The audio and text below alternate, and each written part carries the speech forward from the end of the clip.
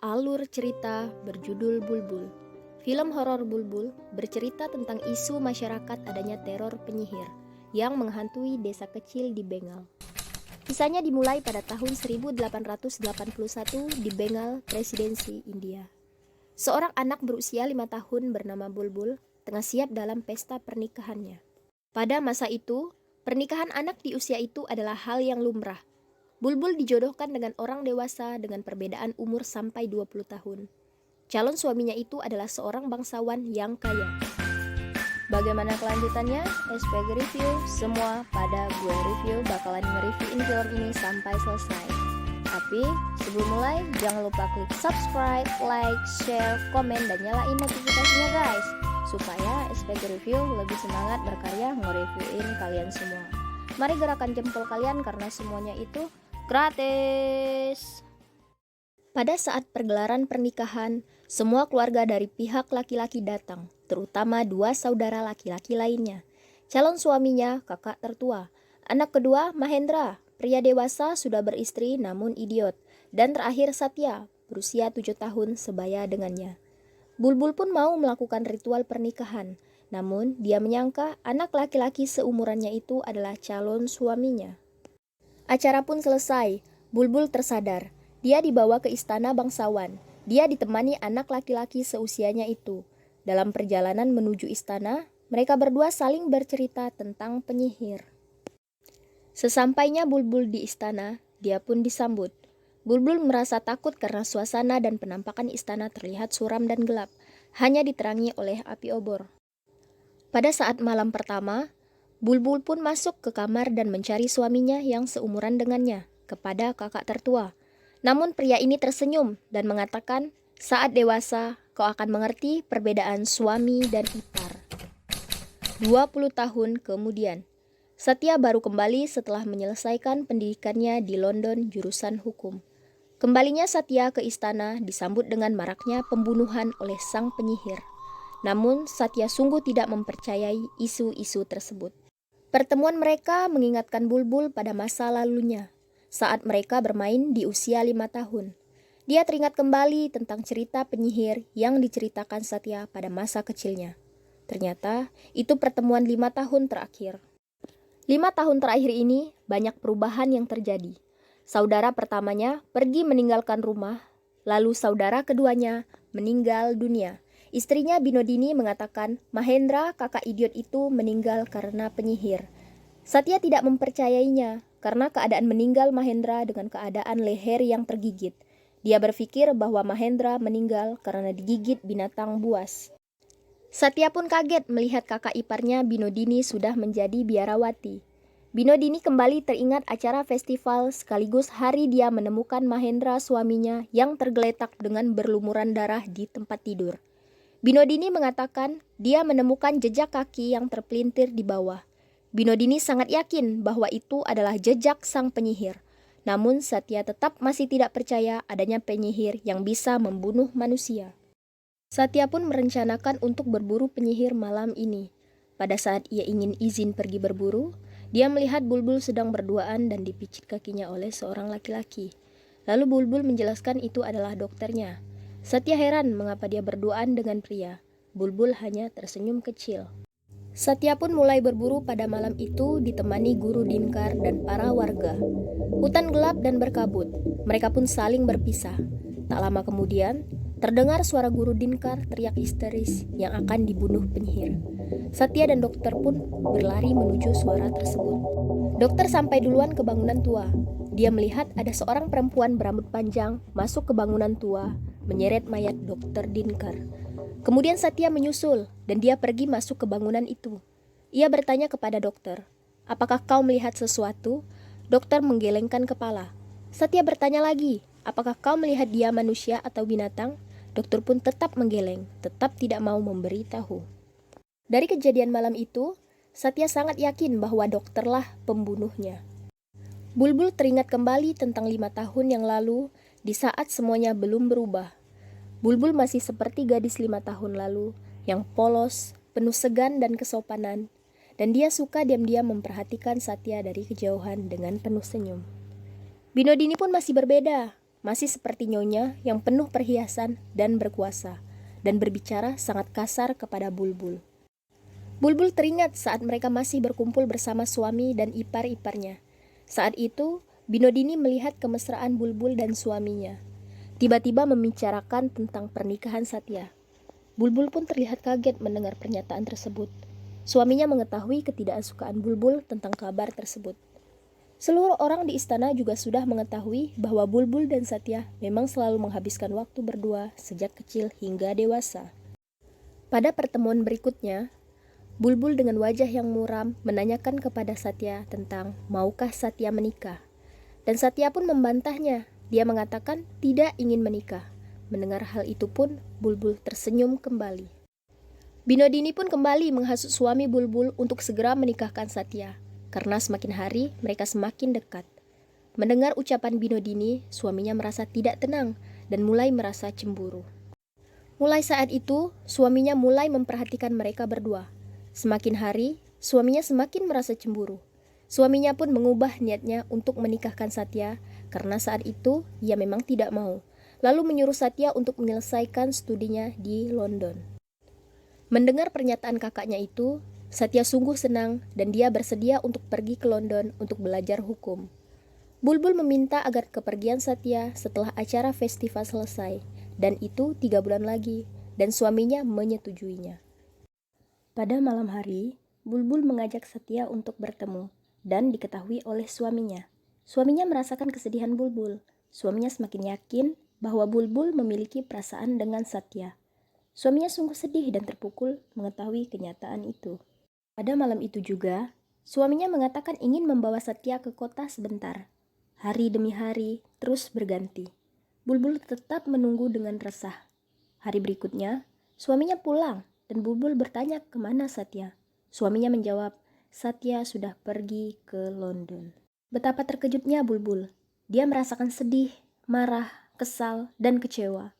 Semua perasaannya itu dirasakan juga oleh suaminya. Pada malam hari, saat Bulbul sudah tertidur, suaminya meratapi wajahnya dan melihat buku kenang-kenangan Bulbul dan Satya. Namun, Bulbul sesungguhnya belum tertidur.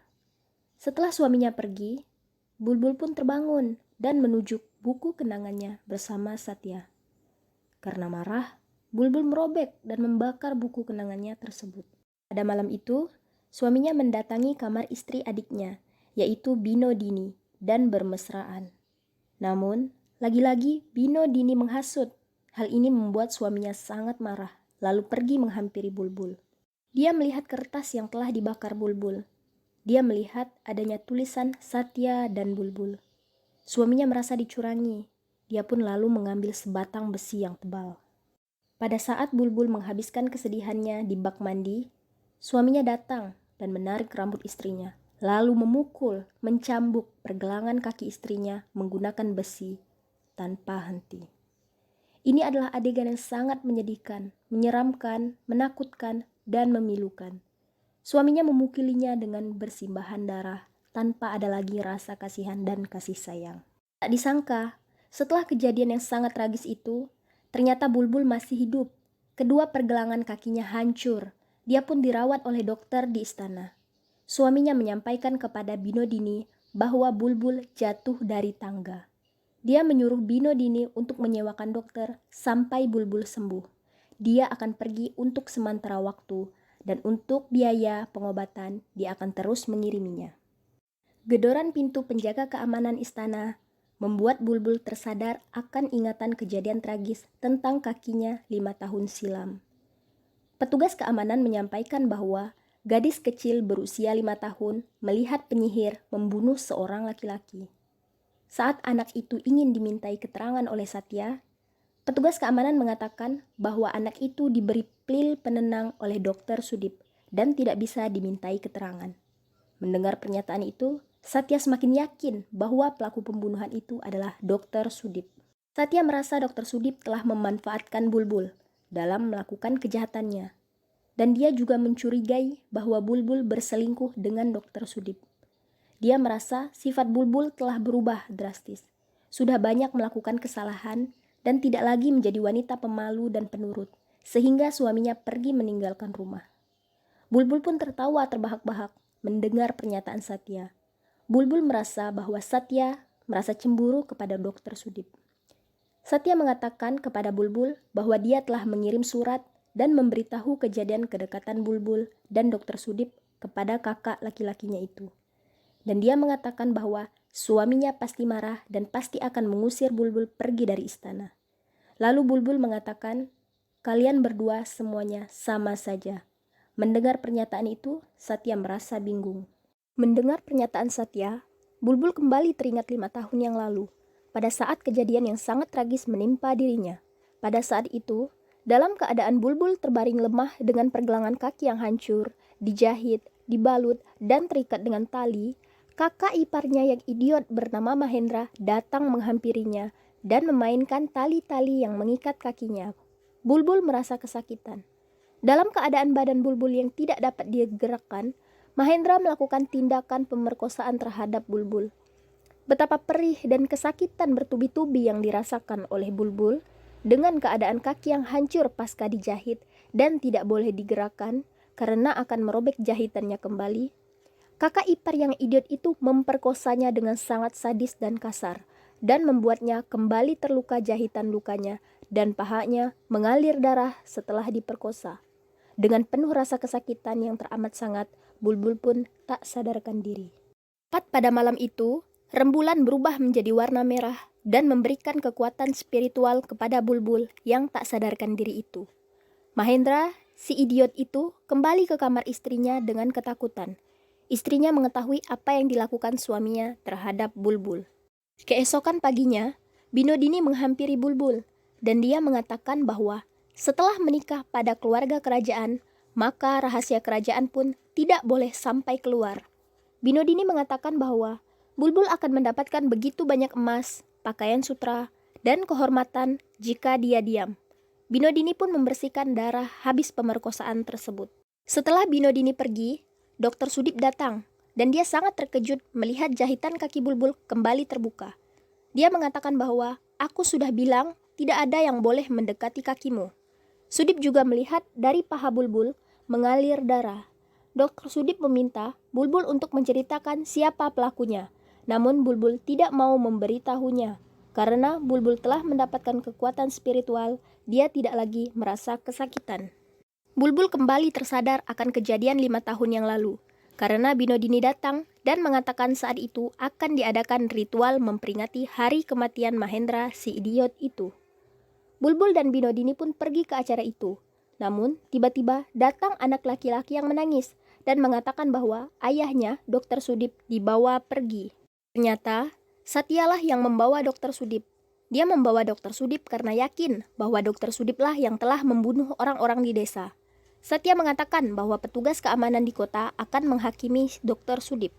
Sesampainya di tengah hutan, kereta pun terhenti. Satya keluar melihat pak kusirnya telah bersimbahan darah dan terbunuh. Saat itulah Satya sadar bahwa Dokter Sudip bukanlah pembunuhnya. Ternyata penyihir itu benar-benar ada, ucap Satya kepada Dokter Sudip. Penyihir itu pun menampakkan wujudnya di depan Satya. Satya pun mengambil pistol dan menembak penyihir itu. Karena hutan dalam keadaan gelap dan berkabut, Satya kehilangan penyihir itu dan Satya pun berlari mencari penyihir itu. Tiba-tiba datang sesosok perempuan di atas pohon menghampiri Dokter Sudip.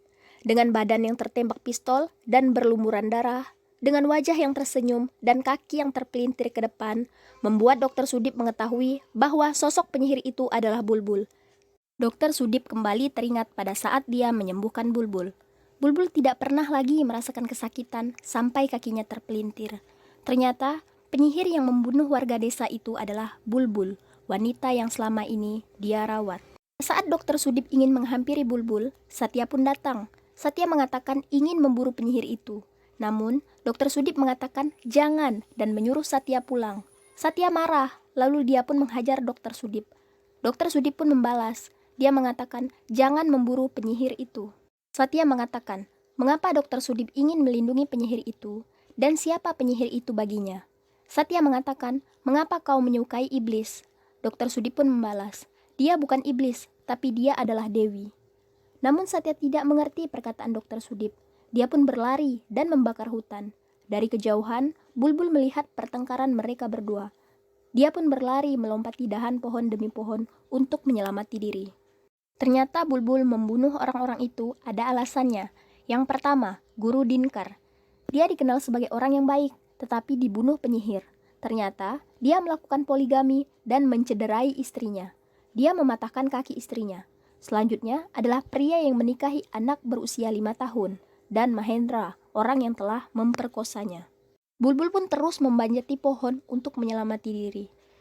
Namun, sudah terlambat.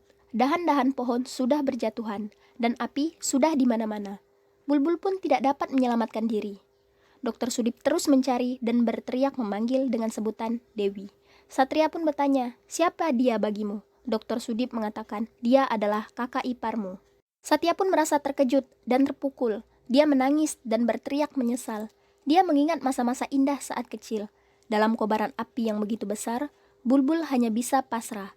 Dia duduk di atas dahan pohon dan mati terbakar. Setahun kemudian, Tuan pun kembali ke istana. Kembalinya dia ke istana selalu dihantui oleh arwah Bulbul. Tuan pun mati. Bagaimana guys? Ceritanya keren kan? Nah, hasil dari review gue nih guys, bahwa film ini benar-benar menyedihkan, tragis, horornya dapet, dramanya dapet, suasana kerajaan kolosalnya juga dapet.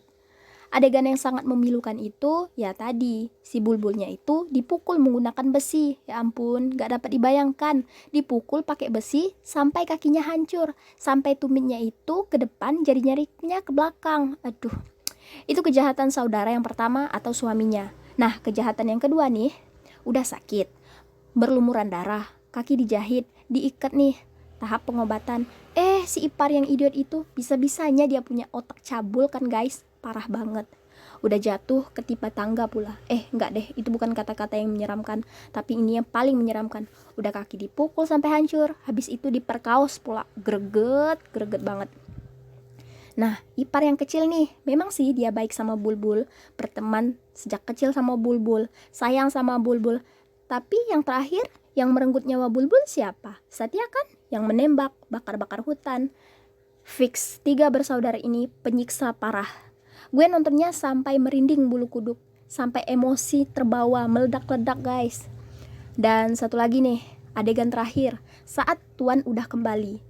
Adegan membunuhnya itu ya begitu aja. Kalau nurutin kata hati nih, maunya tuh dia tuh disiksa kek atau dibalas kayak perbuatannya ke Bulbul kek, dihancurin tulang-tulangnya pakai besi. Kan mantap tuh film. Kalau kayak gitu tuh memang juara banget deh filmnya. Tapi ya udahlah ya guys, filmnya udah dibuat kayak gini, udah keren banget, udah pas banget nontonnya. Namanya juga manusia, pasti nggak ada puasnya kan? Ada aja tanggapan negatifnya. Seharusnya gini. Nah, jangan lupa subscribe, like, share, dan komen di bawah nih guys. Tanggapan